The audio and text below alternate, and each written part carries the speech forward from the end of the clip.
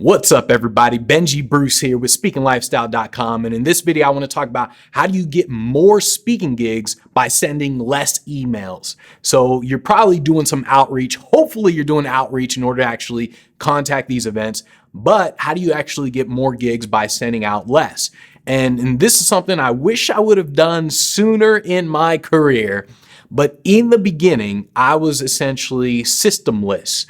Literally, I was basically a human spammer in the beginning. Like all day, every day, all I did was send out emails, just cold emails. I would look for companies, I contact them, just email all day, every day, right? Whatever the hell I could think of at the time in terms of contacting these companies. And eventually, it worked. But it would have worked faster if I would have done what I'm going to tell you to do. And eventually I did do this, but I did it for a year without doing this. And it's really simple in terms of you ultimately have to get really systematic with what it is you're doing. So you have to buy software like Yesware or Mailshake. You have to buy outreach software, like cold emailing software, not no inbound software, not stuff like Aweber, MailChimp, not that. That's inbound software.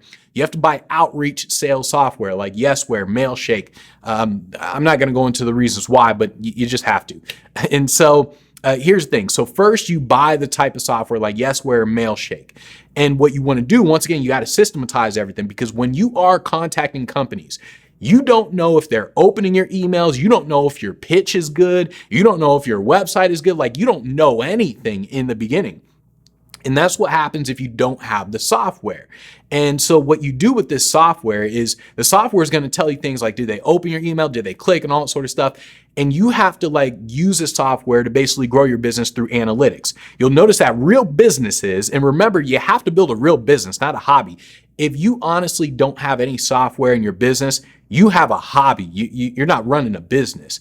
Every single business does certain things like keeping track of numbers, using the analytics to improve and things like that. Because if you don't, you're going to get your ass whooped by guys like me. Like, you will get whooped. You will sit there and wonder, why are you working so hard when there's guys like me out there who are working less than you and we're still accomplishing more? And so this is what the software is going to do. So let's say you have Yesware or Mailshake. And so what you do is when you send out an email, the software is going to tell you, did they open the email? Now, what does that tell you? Let's say you send out an email, you contact an event, they didn't open the email. What does that tell you? What do you need to improve if they didn't open the email? Well, what you need to improve is your subject line. Whatever you wrote in that subject line, obviously it wasn't good enough to get them to open the email. And so in the beginning, when I was essentially contacting events, I didn't know what the hell to write with a subject line. I'm freaking just, I think one of the first things I wrote, something like motivational speaker, or like, do you need a motivational speaker in the subject line or whatever?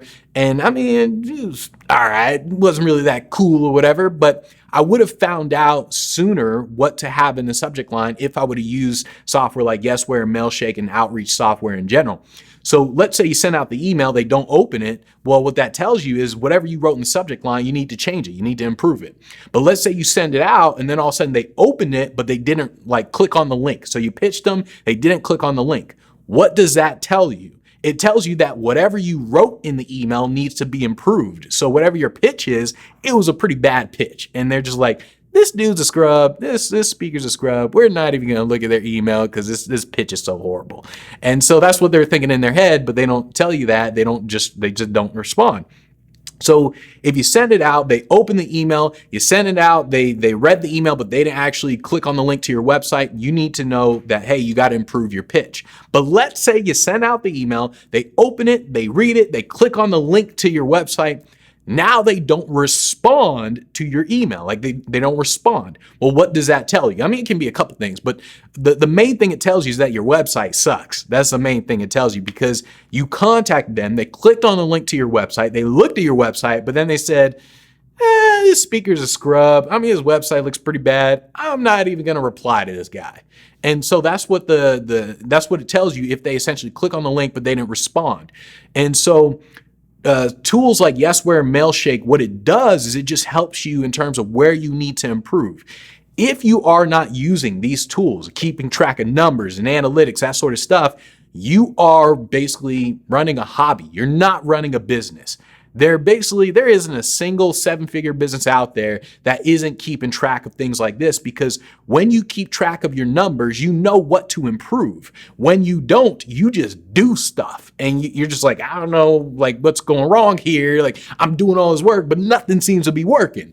And so that's why you got to use these tools. And then the tools, I mean, it's really cool in terms of other stuff you can do. You can do stuff like it'll automate your follow-up, and you want to do things like split tests. And this is something that, once again, I wish I would have had it in the beginning, where let's say your subject line, okay? So your subject line, let's say first you put in motivational speaker as one subject line, then the next subject line, you put in the name of their event. And you do a split test and you say, which one gets more opens? You realize, oh, this one gets more opens. Okay, cool. So I'm going to use this subject line more often. And then you test this subject line with another new subject line that you think about.